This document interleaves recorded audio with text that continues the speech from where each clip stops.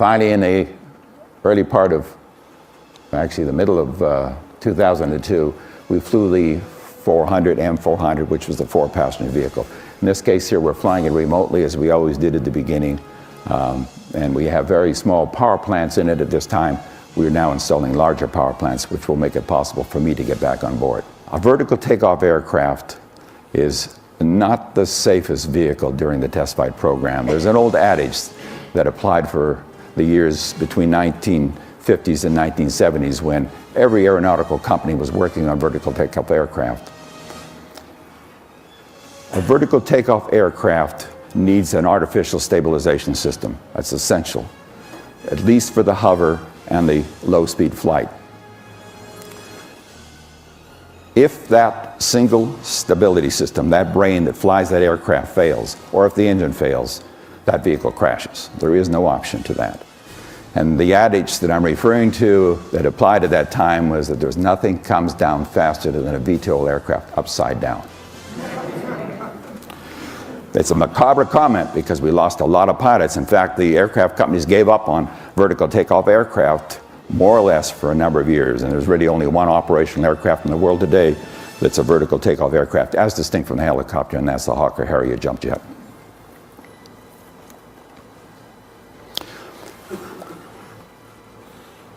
A vertical takeoff aircraft, like the Hummingbird, has a very high metabolism, which means it requires a lot of energy.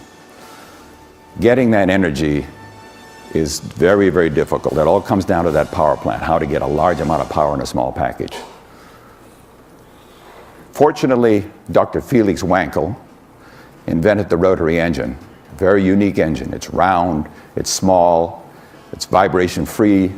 It fits exactly where we need to fit it, right in the center of the hubs of the ducts in the system. Very critical. In fact, that engine, for those who are into the automobile, know that it recently is applied to the RX-8, the Mazda, and that sports car won Sports Car of the Year. Wonderful engine. In that application, it generates 1 horsepower per pound, which is twice as good as your car engine today, but only half of what we need. My company has spent 35 years and many millions of dollars taking that rotary engine, which was invented in the late 50s, and getting it to the point that we get over 2 horsepower per pound reliably and critical. We actually get 175 horsepower in 1 cubic foot.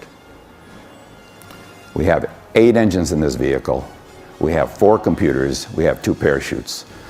Redundancy is the critical issue here.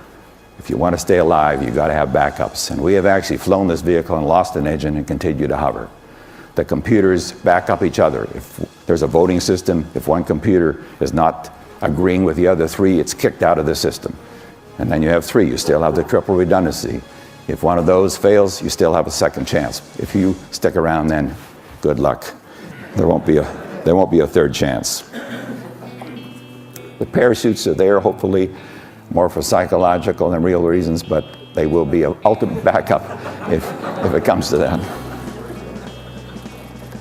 I'd like to show you an animation in this next one, which is one element of the Skycar's use, but it's one that demonstrates how it could be used. You can think of it personally in your rescue vehicle for San Francisco.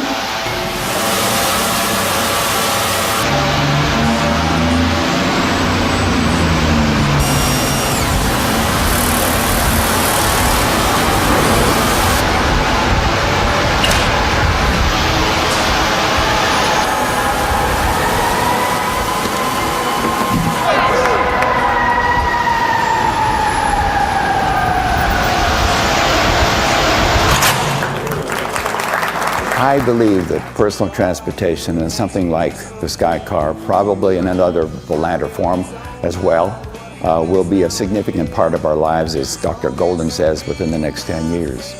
And it's going to change the demographics in a very significant way.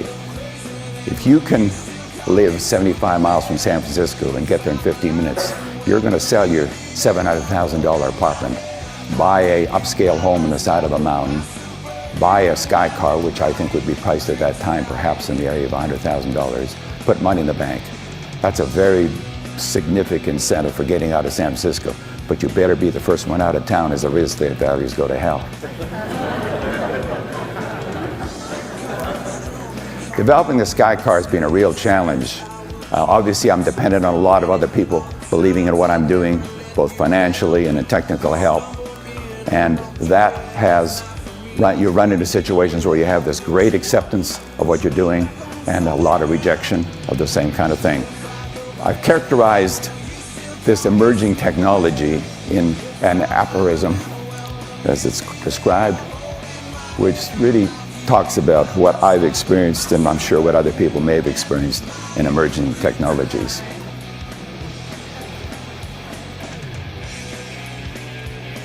There's an interesting poll that came out recently under NAS, I think it's MSNBC, in which they asked the question, are you in the market for a volante? 23% said yes as soon as possible, 47% yes as soon as price could come down, 23% said as soon as it's proven safe. Only 7% said that they wouldn't consider buying a Skycar. I'm encouraged by that. At least it makes me feel like, to some extent, it is becoming self-evident that we need an alternative to the automobile, at least for those 50-mile trips and more, so the highways become usable in today's world. Thank you.